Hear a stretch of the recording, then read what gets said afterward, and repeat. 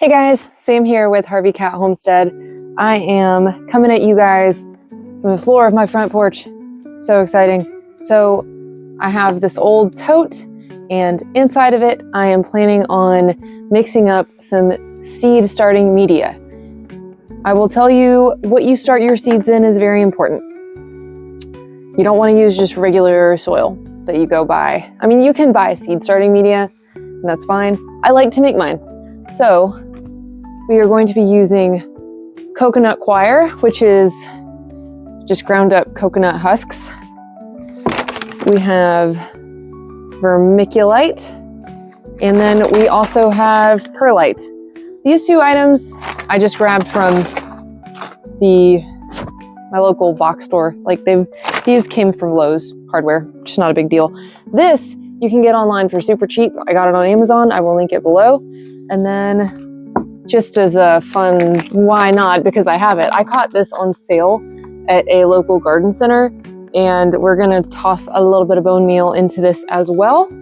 So let's get started.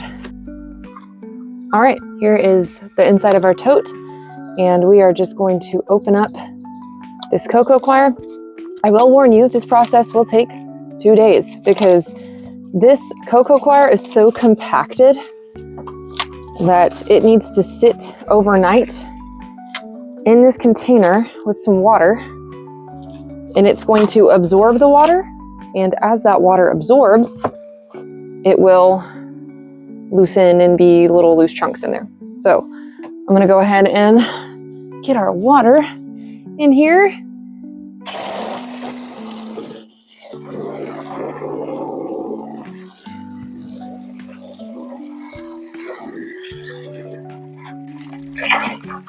I try to, whenever I'm doing this, actually cover the thing, which, as you see, is not easy because it wants to float. It's a fun little spinny thing. Yeah. All right.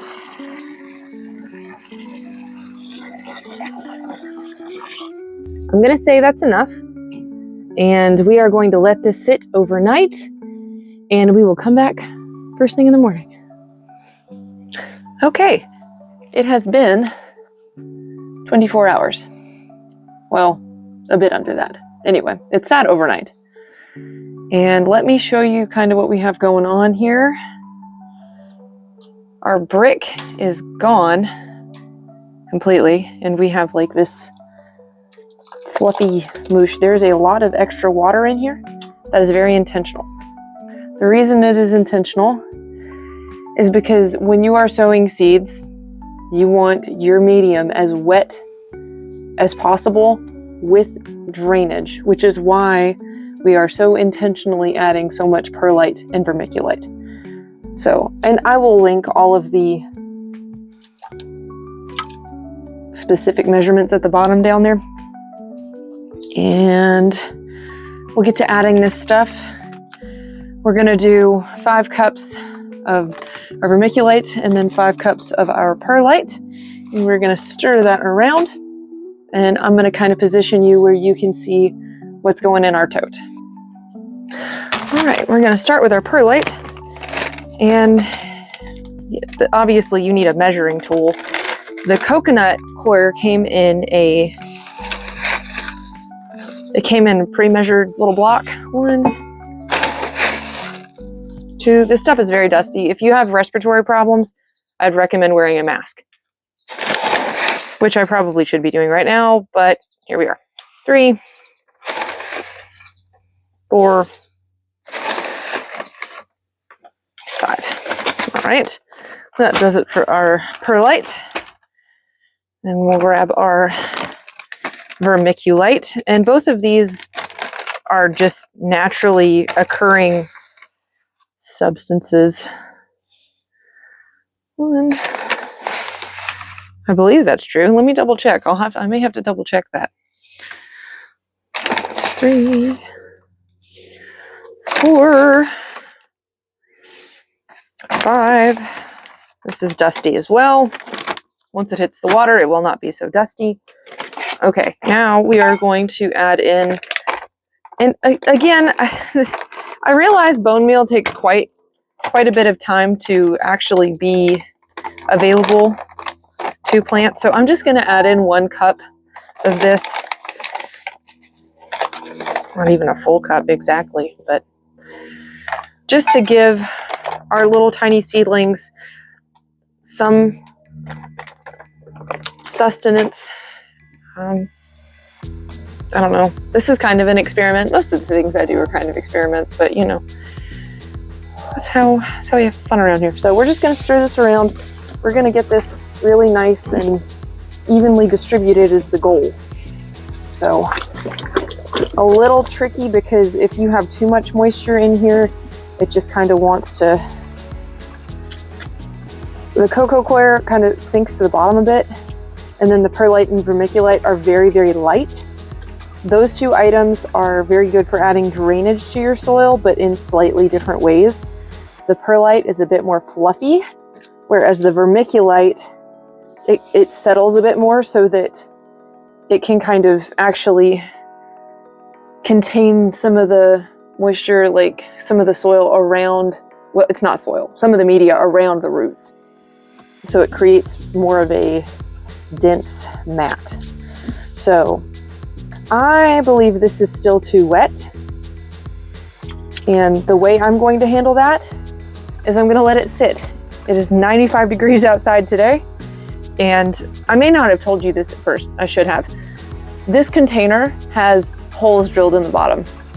This is actually something that I had initially purchased and used for a worm farm, and it didn't work out very well. And so my problem was I used compost from my actual compost pile, and there were other little buggies in it that kind of overdid the worms. So take my advice and don't do that, because the worms all left because they didn't want to have to compete.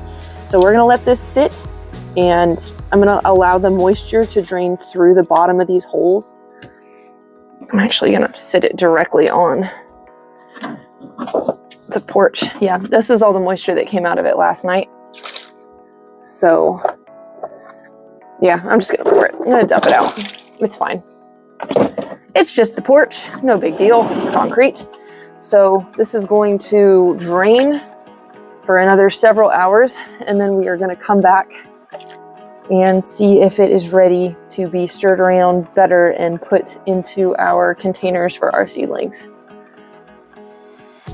All right, friends, so I double checked some things. Perlite is actually made, it's not styrofoam. I know it looks very much like styrofoam.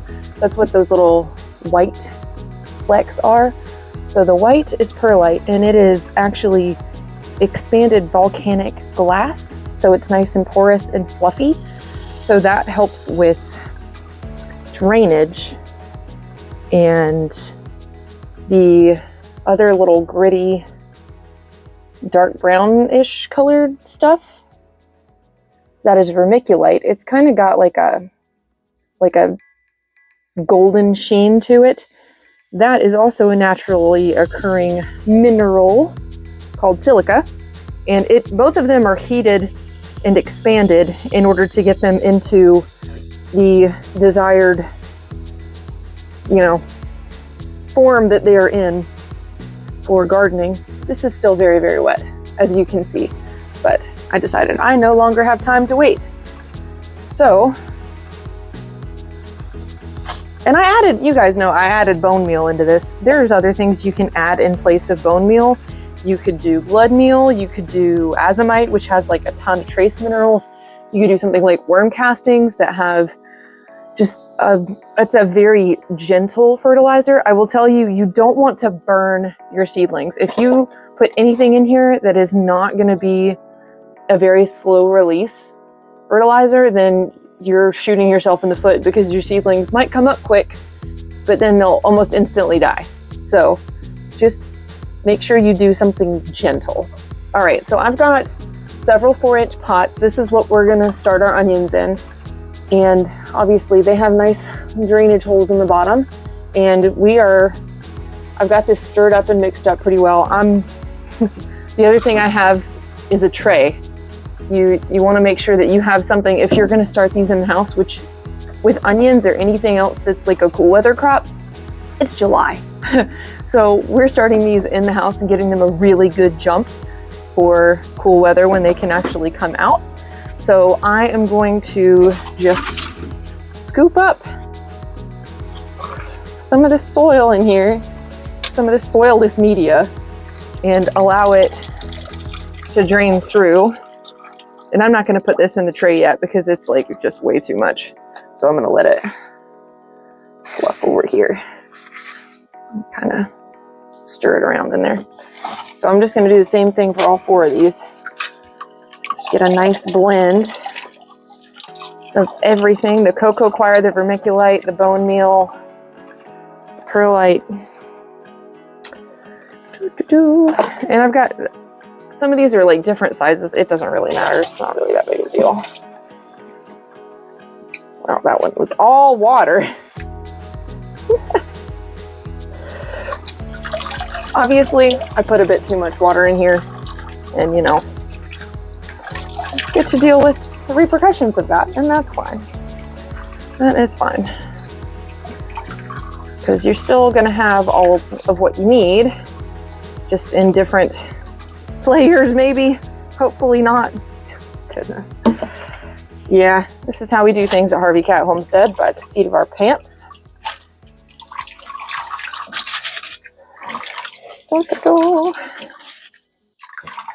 There's not going to be enough of a variation in this for it to be a problem.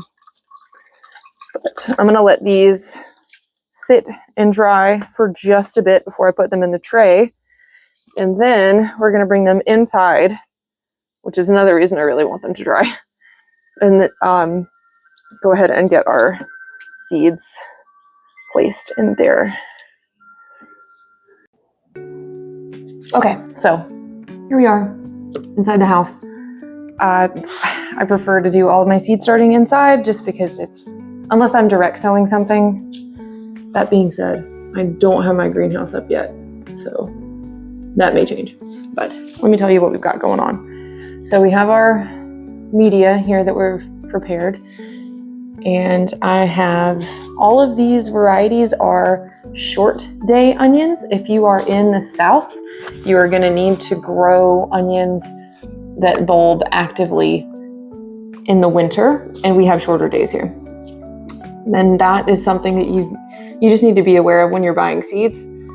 I've said before, if you already have seeds and you don't know if they're long day or short day, please don't throw your seeds away just because you're not sure if they're going to do great. You're probably still going to get something, even if it's not as large as what it could be, but that is okay. So I have 2 sweet varieties and then a red and a white.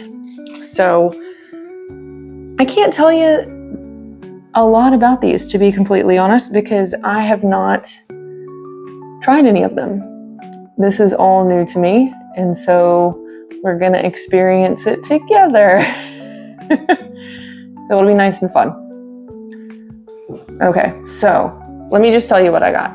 This is a Texas Super Sweet. The number there, that 10, 15, that's, you know, whenever breeders are working on different examples, a lot of times they'll just number their plots just to keep things easier for them to keep track of. So these are not genetically modified. These are, I don't know that they're heirlooms. I don't think they are, actually. I believe that this is a newer variety, but I don't know that any of these are heirlooms, actually. The yellow sweet Spanish might be. Anyway, so I'm gonna just read you what the packet says. Texas 1015s have flattened yellow bulbs with rounded shoulders. The sweetest onion varieties, and the bigger it gets, the sweeter it gets. Sorry, there's typos here. The is just he. I don't know what happened there. These are real people. I love that. Okay. They weigh up to 1 pound or more. Stores up to 2 months if cured properly. So storing 2 months is actually pretty good for a short day onion. Long day onions do better, but you know, you're limited by your climate. If you can do long days, by all means, please do. I'm not crazy about this kind of seed packet. I think I bought this from So True Seed, but obviously Mountain Valley is the brand of the seed, like the actual seed company. So I don't like that it's got like this weird plastic lining on the inside. It's like a Mylar bag in there. Sometimes these can be a little staticky. I really prefer my little paper stuff, but you know, if you're buying seeds from somebody else, that's what you get. So I've already got all of our little labels done. We are doing with onions a technique of seeding called overseeding. So you're just gonna put a ton of these in here. And onions actually do pretty well in terms of transplanting. They're not like a carrot or something that's gonna be really finicky. So we're literally just gonna like sprinkle these seeds. I mean, that's quite a few seeds, and that's very intentional because this is gonna be our entire crop. We're not just gonna put this container out there. Sorry, the dog hit the table. That's how many seeds. All those little black flecks are all seeds. It's still nice and wet. Okay, so sorry guys, I got water everywhere because I had entirely too much water in these. So we've got our Texas 1015s in here. I am gonna go grab a little bit more soil and kind of sprinkle over top of that just so that it's completely covered, and then we'll water it in. But we're gonna do this kind of systematically. So we're gonna do all of our seeds, and then we will go back in. So I certainly did not use this entire packet. There's still quite a few more seeds in here. So we are gonna fold this up and sit it to the side to use again later. All right, next sweet onion that we have. This is a yellow sweet Spanish, and this seed packet has zero information about this specific variety. Honestly, I don't even know if they're long day or short day. I think I looked it up and they were short day, and I can't quite remember. I'm gonna plop our tag in here so you can see it maybe. I don't know if you can see it or not. Okay. And then we'll do the same sort of thing where we just sprinkle. Okay. And kind of brush them around so they're a little even, a little more even. These guys are going to be planted out in the garden in like October. So they're getting a nice, good jump on things. All right. So he's ready for next steps. Next, we have our red burgundy onion. This is from M.I. Gardener. This one, I'll read you. Short day, this deep reddish purple onion is a low maintenance variety. It won't require special attention in order to grow well. Slightly spicier than other red onions, harvest early for a more intense flavor. Best variety for eating raw in salads and sandwiches or lightly sauteed in stir fries, which that's pretty much all we use red onions for around here anyway. We don't often use them in cooking. We typically just use them fresh. So I think I may actually use this entire seed packet. Haven't shown you what these look like up close. All of the seeds kind of look the same. Obviously, they're just these little black. They almost remind me of like activated charcoal. So they're very fine. They're very light. And we're just gonna sprinkle. This is another thing that you could collect seed from. You would essentially lose an onion if you did let it go to flower, because once they've flowered, they won't store. They just simply won't store. They'll rot pretty quickly. But if you know, it's a trade-off, because you either get one onion or you get the possibility of several hundred plants from that one onion. So, you know, you get to choose. Okay. Next variety, Eclipse L303, which is a white onion. This is from the same spot. I didn't mention our yellow Spanish was from Baker Creek Seeds, which is rareseeds.com. There are people that don't like them very much because sometimes their seeds don't come true to type, and sometimes they have poor germination rates. And I've experienced both of those, but I've also experienced really, really cool stuff from them. So I haven't experienced enough for me to say I don't want to use them, but this is a totally new seed company for me that I've never tried before, so we'll just have to see. Don't box yourself in. You may decide to try something new and absolutely love it. So I'm try to experiment a little bit around here. And move that red burgundy out of the way just so I don't accidentally put some of these guys in the wrong tray. Okay, well, let me read this for you. The Eclipse L303 onion produces crisp, medium-sized white onions with a mild flavor that's perfect for cooking and using in soups, stews, and entrees, as well as eating fresh in salads or on burgers. So, nice simple white onion here. Excited about that. So we have one of every kind of variety. I didn't buy any shallot seeds. I love shallots. They have such a unique flavor, and with us enjoying as much Asian style cooking as we do, shallots are great. If you've never made chili crisp is really a really fun seasoning. If you've ever been to, what is that? The PF Chang's. They have that little red peppery sauce that stays at the table. Well, it used to stay at the table before COVID. I actually don't know now. We don't go out to eat anymore. So I'm not really sure what they do these days, but it had like red pepper flakes and stuff in it, and had this little spoon in this little dish.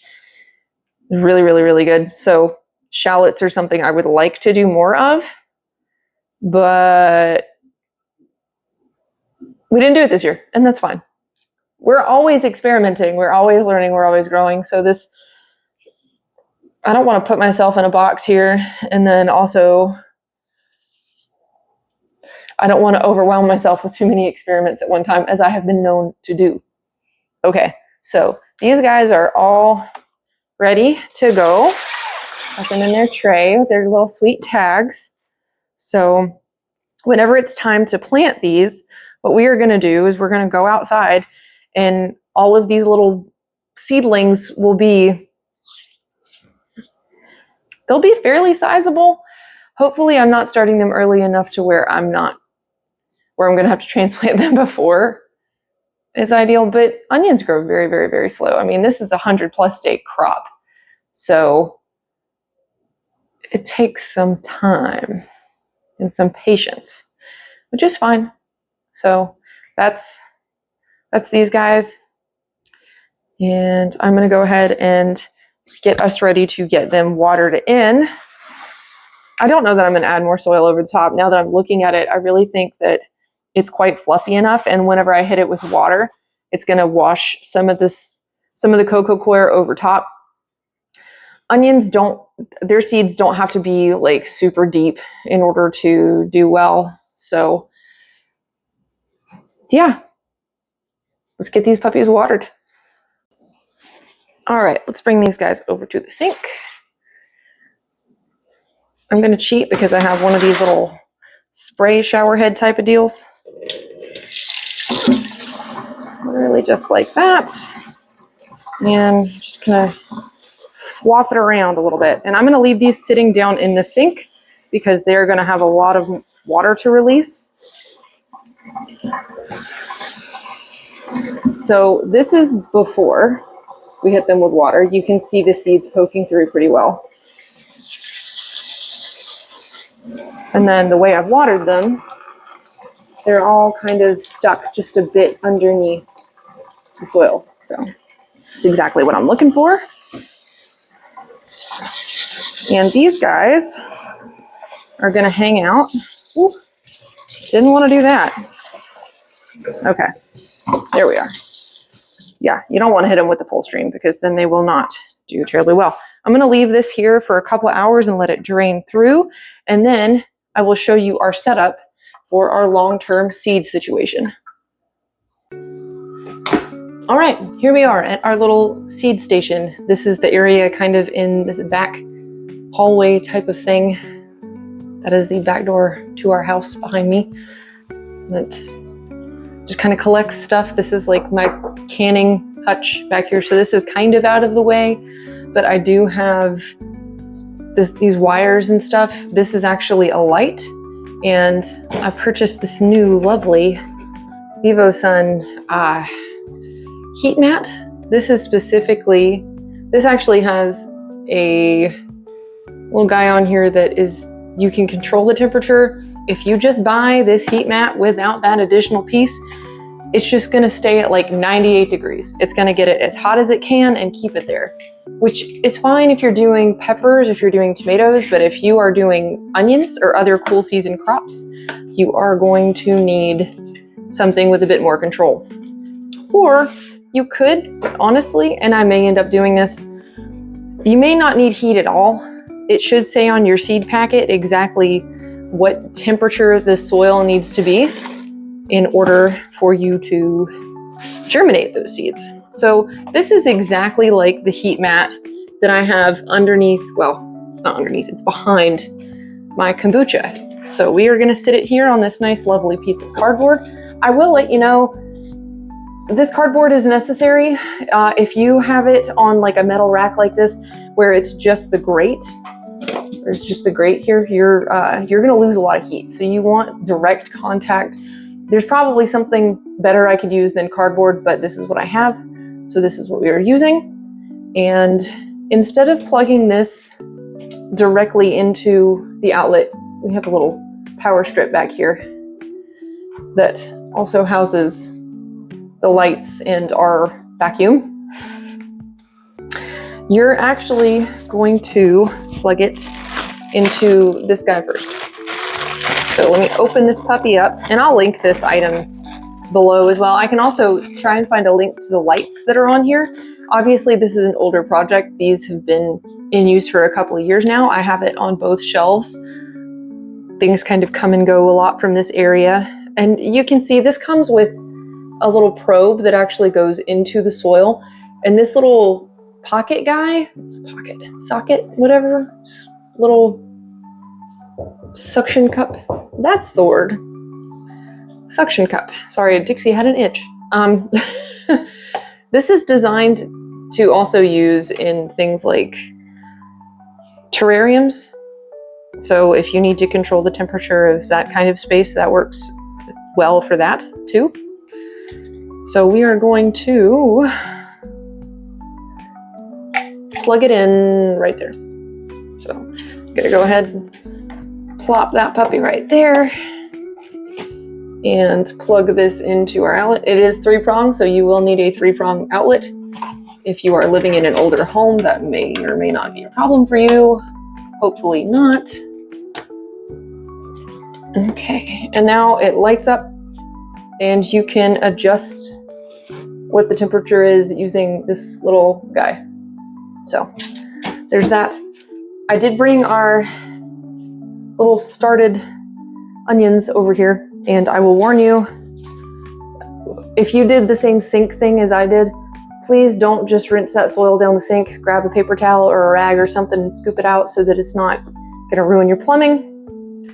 Another pro tip in terms of maneuvering anything on trays like this, the most stable part of the tray is the edge. So try to not put things in the center. And obviously I have more room on this tray. If I want to, I can start some other things, and I probably will, but I will not start them this early. As I said, it is July. We do not need a ridiculous number of seedlings hanging around for months. Okay, so that fits quite well right there. And what we are going to do is undo this little twist tie, and you just want to make sure that that little metal probe is in the soil about that far. You don't want to bury the connection. I wouldn't suggest burying the connection. You may have to just to get it to stay, but you want to make sure that it stays. So it's set to 84 degrees right now. Oh, that's a Celsius. No, Fahrenheit. I'm not sure how this thing works. I'm just gonna keep pushing buttons until I figure it out. I'm just kidding. There is actually this little guy. As I said, I've just opened this, so I'm not 100% certain as to how it works, but I will do some homework and get back with you. Okay, I have consulted the instructions And you hold down the setting button, which has got the little gear on it. I know you can't see that. You hold down, there's only an up and down and then a gear. So, or cog, it's a cog. Hold down the little cog button for 3 or 4 seconds, and then it will start flashing, and you can adjust the temperature and then just leave it and it will set. If you only press the cog button and hit the up and down, what happens is you're just changing between Fahrenheit and Celsius, and that may be beneficial for you. I am very deeply rooted in the United States, and so I need the Fahrenheit. So that being said, I also consulted a seed packet, and generally, unless you're dealing with something like a sweet pea versus a butterfly pea, which are very different, even though they are in the same family, you're gonna have, like, all 4 of these onions are gonna have the same general needs. So that requires wisdom. I don't know how to tell you that, but if it looks very, very different from the parent plant, or like from what you're used to growing, check into it. Always consult your seed packet. Try to buy from somewhere that has really good informative seed packets. As you can see here, the suggested germination temperature, and this is a soil temperature, not an air temperature. It says like between 70 and 85 degrees. 80, yeah. Fahrenheit. This one actually, in my gardener's great. They have Celsius on there too. So I've just gotten our probe in here, and it's been sitting for a bit, and it's saying that it's 43.3 degrees, which means 73. Did I say 43? It's 74.3 degrees Fahrenheit is what our soil temperature is currently reading, which means I do not need this heat mat, which is fine. It is good for me to know what our general equilibrium is of our house. So that's, I'm probably gonna unplug this, but I'm gonna let it sit for a little bit and just make sure that this doesn't change. But that's really super helpful, because if you just had your regular seed mat and not any kind of device that's calculating temperatures, what's gonna happen is you're gonna really, really burn your seedlings. You're gonna get them too hot, and a lot of times if they're not within that proper range of temperature, they just won't germinate. So these guys are gonna be really good in here. I really don't think we're gonna need any heat, and we're not gonna need the light until they start popping up. So because these seedlings are, well, they will be seedlings. They're not gonna be, I'm just pressing those down. They were kind of sticking out more than what I wanted them to. It says bury them at 1/4 inch approximately. So that's certainly not 1/4 inch, but that's okay. I can tell you, they probably still will come up. Onions really want to grow. Onions really are very strong in terms of germination typically, but it's the getting from germination to when they need to go outside that is so difficult, which is why we're starting a crop that goes out in October or November in July, because I just know these take time. So our seed packet here for this specifically, it says 160 days to maturity. 160 days, that's a long time. So we're gonna give it as much time as we can by starting now. And as I said, we will probably start other seeds for our fall garden ahead of time inside, and I will certainly let you know. I'll probably show you some of my planning, because that's always the fun part, going through seeds and deciding, what you want to do, or seed shopping. I will tell you, if you get into this, seed shopping, and Dixie, she keeps smacking the floor, itching. She's nervous. Are you nervous? Do you want to tell the people hello? Do you want to say hello? So I want to say hello to you, Mom. I know. Look at her. She's a good dog. She's a good dog. Don't be so nervous. It's okay. Yeah. No, I don't.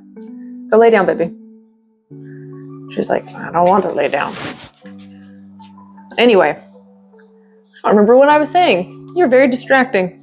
You're very cute. Anyway, that's what I was going to warn you about. So gardening is one hobby. Seed shopping is a whole other hobby. Like thumbing through catalogs and looking endlessly on websites and watching other people and what they do and what plants work well for them in their area and understanding if it works well in your area and experimenting. I think I should get experimenting tattooed across my forehead, because like that's all I'm doing all the time. I'm just kidding. I know I love tattoos, but not on my face. But I am constantly trying new things, which, I don't know, it's fun. It's fun for me. But anyway, I'm also doing things that I know will work. So that would be starting very, very early. Anyway, I hope you enjoy your seed shopping and or garden planning. I don't know, totally jumped the gun on that. But I will tell you, I know it's July. I know it's ridiculously hot outside. But this is the time, my friends. This is the time to start planning, because whenever it's this hot and your weeds have gotten crazy in your garden and your plants, your tomatoes are overgrown and everything's just a disaster. Mine looks like a jungle right now. It's in good shape. I'm not complaining, but it can be very distressing when things get out of hand. So don't let yourself feel defeated if you've lost a lot of plants. The fall garden is a whole other thing. Like, it's so much more calm. Like, the hardest part is getting your windows right in terms of temperature and timing, but that's a lot easier than going out and dealing with squash bugs and squash vine borers and all the other pests that are carrying your plants away, and all the blight on your tomatoes and the oppressive 97 degrees that it is outside today. So fall garden is hope and fun and joy and all of the tasty, tasty root crops and planning for Thanksgiving and for Christmas and the wonderful things that you want to eat there. So yeah, that's pretty much what we're doing here, is planning ahead. So I hope this video has been helpful for you. And I'm trying to think if there's anything I missed. This light guy it's just a button over here that I've got it all zip tied. So it's pretty powerful. It's got like a timer and stuff on it, so you can have it to come on without you having to worry about it. But for me, I don't really fool with that, because one, I told you, you don't need them until there's green, like until you actually have little sprouts coming up. You don't need light. But I'm walking by them every single day at the same time, so I just pop this light on, and it also is a cue for me to check and make sure everything's good. One other thing that I did not mention is this tray. This is just one of those simple little seed starting trays from Walmart that comes with like the little cell packs and the dome, the little plastic dome guy. I don't see the need personally right now in putting the dome on there. You can, it will retain some more moisture, but another thing is you can actually water from the bottom so that you don't worry about dampening off, which is a disease where basically your seedling rots at the base because it stays too wet. So if you water from underneath, the soil in here will soak up what it needs and you won't have to worry about it. Because this is in the house, it gets a little tricky doing that, because you don't want too much water because it grows stuff.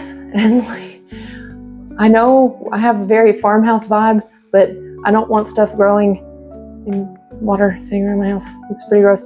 So yeah, and we're just gonna make sure that the soil stays reasonably moist.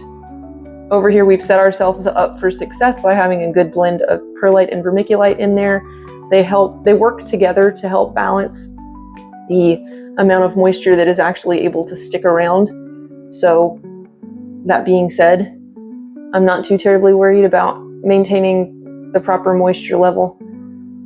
That can be a killer for seedlings. So this is why I make my own. That's why I make my own seed mix, because I know exactly what's in it, and I know exactly how well it works. Buying it from the store, you get variation. You get, like, at one time I bought this organic seed mix, and it might have been organic, but you know, it also had giant chunks of mulch in it.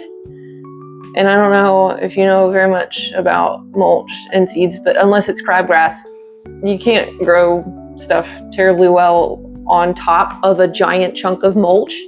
So this making your own seed mix just kind of eliminates some possible issues that you may run into.